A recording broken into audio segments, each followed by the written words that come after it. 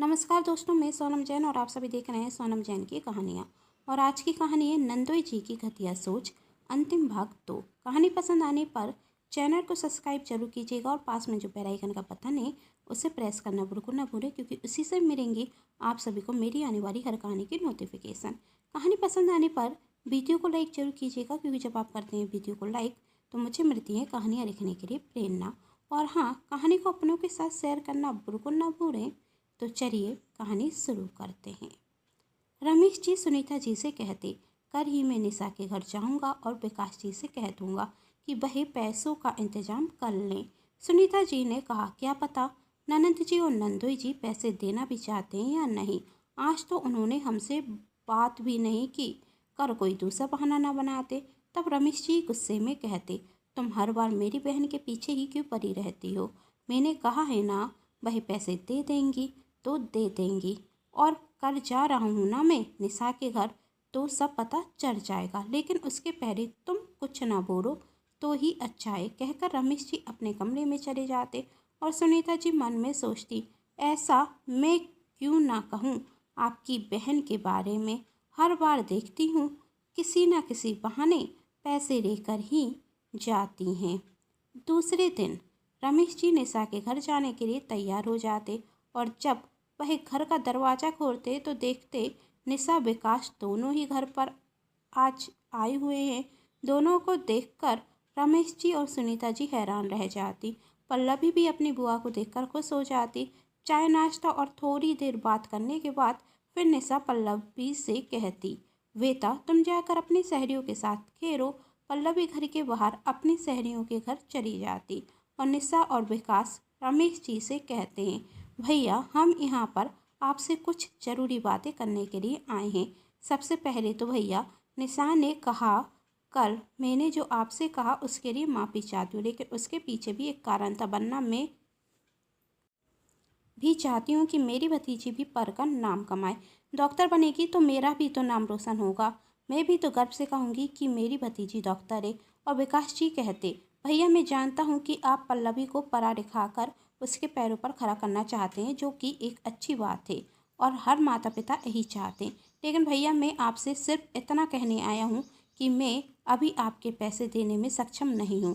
2 वर्ष पहले जब मैंने आपसे घर के लिए पैसे लिए थे तो उस वक्त मैंने सिर्फ आपसे ही नहीं और लोगों से भी पैसे लिए थे। आपने तो पैसे बिना ब्याज के दे दिए थे, लेकिन उन लोगों का तो मुझे ब्याज आज भी चुकाना ही पड़ता है। इसलिए ब्याज चुकाते चुकाते पता ही नहीं चला कि मैं कब कर्ज में डूबता गया। एक घर लेना ही मुझे बहुत भारी पड़ गया। सोचा कि धीरे धीरे सब ठीक हो जाएगा, लेकिन कुछ ठीक नहीं हुआ, उल्टा सब गलत होता गया। सच में भैया, हमने उस वक्त घर लेकर गलती कर दी। तब रमेश जी ने कहा, विकास जी हमें नहीं पता था कि आपकी हालत इतनी बुरी है। रमेश जी को तो विकास और निशा की बातों पर विश्वास हो गया था, लेकिन सुनीता जी मन ही मन सोच रही थी, शायद इनका यह कोई नया नाटक होगा। हर बार ऐसा ही कोई बहाना कर कर पैसे नहीं देते हैं। तब विकास कहता है, लेकिन भैया हमारी वजह से हमारी बेटी की पढ़ाई तो नहीं रुकनी चाहिए। यह सुनकर तो सुनीता जी आश्चर्य में पड़ जाती। आखिर विकास जी क्या कह रहे हैं। और रमेश जी पूछते, मैं कुछ समझा नहीं, आप कहना क्या चाहते। तब विकास ने कहा, भैया मैं आपसे सिर्फ इतना कहने के लिए आया हूँ कि अभी मैं आपके पैसे देने में सक्षम नहीं हूँ, लेकिन आप चिंता मत कीजिए, मैं बहुत जल्द घर बेचकर आपके सारे पैसे लौटा दूंगा। यह सुनकर तो रमेश जी और सुनीता जी दोनों ही आश्चर्य में पड़ जाते। घर बेचना? तब रमेश जी कहते, आप घर क्यों बेचेंगे, बड़ी मुश्किल से तो लिया है। विकास कहता, तो क्या करूं भैया, लोगों का कर्ज ही इतना है कि उतारते ही नहीं बन रहा है, और आपसे भी पैसे लिए हुए 2 वर्ष हो गए। आखिर कब तक मैं आपसे नजरें चुराऊं। कल जब आपने फ़ोन किया था तो मैं घर पर ही था, लेकिन मेरे पास आपकी बातों का कोई जवाब नहीं था, इसलिए आपसे बात भी नहीं कर सका।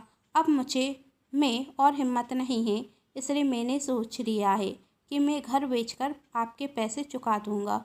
और हमारी पल्लवी बेटी के लिए भी यही अच्छा होगा। उसे डॉक्टरी की पढ़ाई करना चाहती है, उसमें तो बहुत खर्च होगा, और मैं यह भी अच्छे से जानता हूँ कि आपकी तो अब नौकरी भी नहीं रही, तो आप उसका खर्च उठाने में अभी सक्षम भी नहीं होंगे।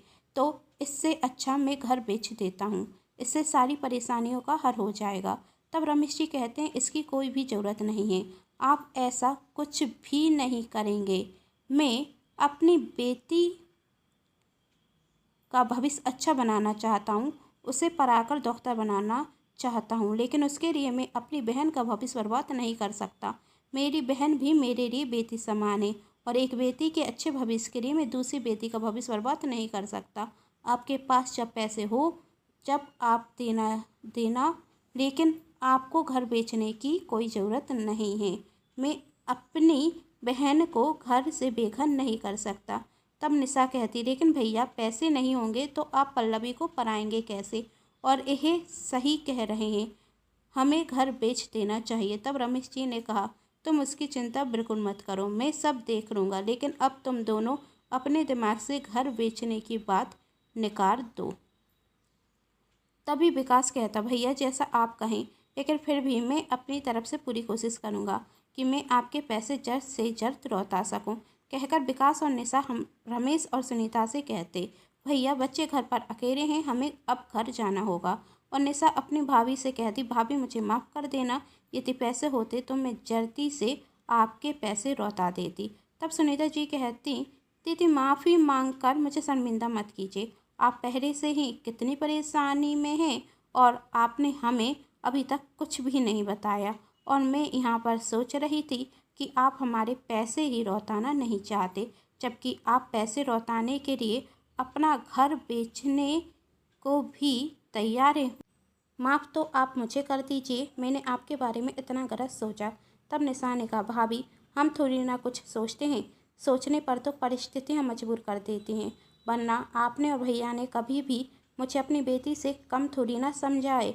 मैं तो भगवान का शुक्रिया करती हूँ कि मुझे इतने अच्छे भैया भाभी मिले। कहते हुए निशा सुनीता के गले रख जाती। विकास और निशा तो वहाँ से चले जाते और सुनीता जी रमेश जी से कहती अब सोचा है आगे क्या होगा, मुझे तो कुछ भी समझ में नहीं आ रहा है।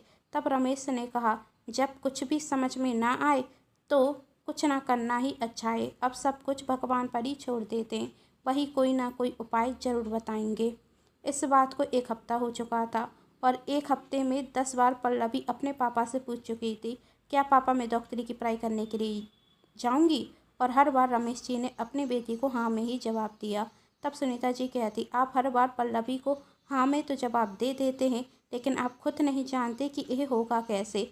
तब रमेश जी ने कहा मुझे भगवान पर पूरा विश्वास है, वह कोई ना कोई चमत्कार तो जरूर करेंगे। और चमत्कार हो चुका था। तभी रमेश जी के दोस्त आकाश जी वहाँ आते और रमेश जी से कहते रमेश रमेश सुन, एक बहुत बड़ी खुशखबरी है। रमेश जी ने कहा क्या हुआ आकाश, क्यों ऐसे गला फाड़ कर चल रहा है? आकाश जी ने कहा खुशखबरी ऐसी है कि तू सुनेगा तो खुशी से उछल पड़ेगा। रमेश जी ने कहा ऐसी खबर है तो जल्दी से सुनाओ। आकाश जी कहते हैं अरे रमेश हमारी फैक्ट्री फिर से चालू हो रही है, हम जहाँ पर पहले काम करते थे ना वही साहब फिर से फैक्ट्री खोल रहे हैं और पुराने मजदूरों को ही नौकरी पर रख रहे हैं, हमें हमारी नौकरी फिर से मिल रही है।